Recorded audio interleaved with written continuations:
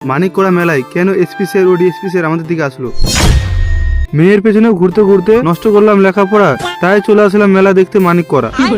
তো নমস্কার, কেমন আছো তোমরা সবাই? তো বন্ধুরা, আজকে মানিককড়া মেলা যাচ্ছি, আজকে লাস্ট মেলা আর আমার প্রথম। তো এই যে আমাদের BMW নিয়ে বেরিয়ে পড়েছি। তো বন্ধুরা, এটা হচ্ছে আমাদের এখানকার বিখ্যাত মন্দির। এখানকার প্রসাদ খেলে মন ভালো থাকে। দেখো, রাস্তায় আমার এসির সঙ্গে দেখা হয়ে গেল, তারপর ওকে রাস্তা পার করে দিলাম ভালো করে। কত ভিড় দেখছো, 2 কিলোমিটার থেকে ভিড়। তারপর আমাদের BMWটা পার্কিং এ লাগিয়ে দিলাম। তারপর আমাদের হিরো আলম গ্যাং নিয়ে আমরা মেলার দিকে এগোতে থাকি। লাইটিং গুলো দেখছো কি সুন্দর লাগছে। দীর্ঘ 100 কিলোমিটার হাঁটার পর আমরা মেলায় ঢুকে পড়ি। দেখছো কত ভিড়, ঢুকার কোনো জায়গা নেই। তারপর মাকে দূর থেকে দেখে প্রণাম করে নি। মায়ের অপরূপ মুখ দেখে মনটা ভরে গেল। আজকে মায়ের বিদায় বেলা। আজ একটা তুমি নেই বলে এই কাকুর দোকান থেকে সুন্দর সুন্দর জিনিসগুলো নিতে পারলাম না। বেচারি কাকুটার জন্য মন খারাপ হচ্ছে। এই দেখো নাগরদোলা, মানুষ কিভাবে ঘুরে জানি না, আমার তো দেখলেই পুরো ফেটে যায়।